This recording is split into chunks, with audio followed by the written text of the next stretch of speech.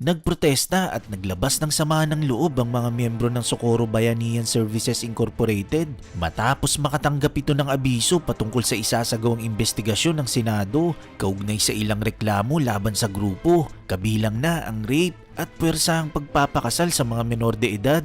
Nais pa ng grupong ito na ang mga senador ang dumayo at magpunta sa bundok sa kanilang community para makita ang totoo nilang sitwasyon dito at mapakinggan ang kanilang panig. Nakipagpulong ang Surigao del Norte Police Director kay Jerence Kilario alias Senior Aguila na pinuno na Socorro Bayanihan Services Incorporated. Hinatid kasi ng PNP ang mga notice na kung saan pinapatawag sa Senado ang 4 na mga opisyal ng grupo, 10 miyembro na dating mga pulis at 4 na iba pang mga miyembro. Ito'y kaugnay sa mga reklamong rape, sapilitang pagpapatrabaho at puwersahang pagpapakasal sa mga menor de edad. Pero pagkaraan lang ng ilang minuto ay nagprotesta ang mga miyembro kung bakit hindi raw sila pinapakinggan. Ang ibang miyembro ay nag-iyakan na. Naging emosyonal na din si Senyor Aguila at naiyak sa gitna ng kanilang panawagan at halos may matay na.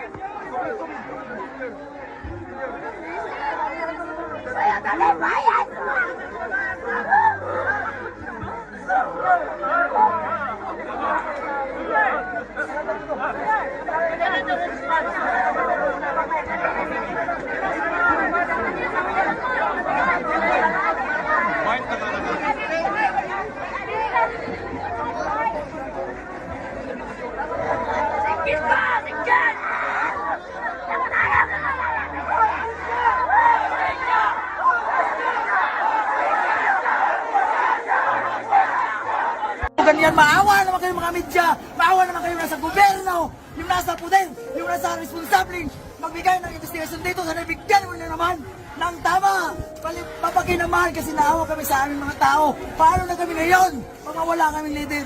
Siya po ang binigay, siya po ang inibilin ng aming maraming leader upang ito'y magpatuloy ng napakatagal na, for almost century na, ang pagdadala o pagbahagi ng poblasyon o organisasyon na ito at puro kabaitan, puro pananampalataya sa Diyos ang tinuro nila sa amin. Pero bakit ngayon? Bigla na lang ganito? Hindi sapat sa amin to, hindi kami na si senior, ang aming mga leader. Paano na kami ngayon? Ang mga bata, marami. Almost 4,000 people in this organization. Ano na ang mangyari? Ano na ang magagawa? May ano ba? May pagkalam ba ang lungsod? Kaya ba nilang buhayin kami lahat? Kaya ba nilang sutirin? May kahit isang piso na kailangan administrasyon. Wala kang ibinigay dito. Wala sila. Walang tulong. So ngayon, pag wala si senyor, siya lang ang nagtingin sa lahat na amin ito para mamuhay ng tahimik, para mabuhay ng maluwag, mamuhay ng ganito simple, malalim. Wala sa gobyerno. Wala. Paano na? Pag mawala si senyor, ano ngayon? Ha? Kahit Ano? kailan, Wala. Record, criminal record. Wala. Kahit kailan sa lungsod, wala. Pero bakit nagkaganito? Bakit tinig lang ng mga tao? Ilan lang sila? Ilan lang ang witness doon? madami. Pero bakit hindi kami pinakinggan? Bakit pinakinggan lang nila? In the rest of 1,000 people na bumaba, ilan lamang yung nagtistigo.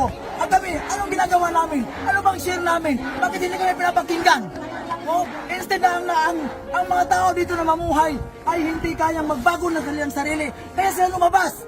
Basta mga bagong tuturuan ni Senyor, tuturuan namin mula sa aming mga ninuno ang magandang asal. Yung mga bata, para Yung mga bata mismo. sinabi-sabi nilang sa labios. Kung Yung may sa labios. Paano na yung mga magulang? Mga bata dito. Yung mga bata, tawagin natin to.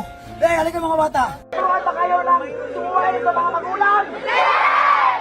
Sana po dito na lang sa amin yung Senate inquiry kasi dito naman yung issue dito sa amin sa kapihan para sila mismo isa-isa sa mga tao personal na lang ma-imbestiga rito. Minute negotiation para hindi na tayo magsagutan doon. Ano po yung negotiation?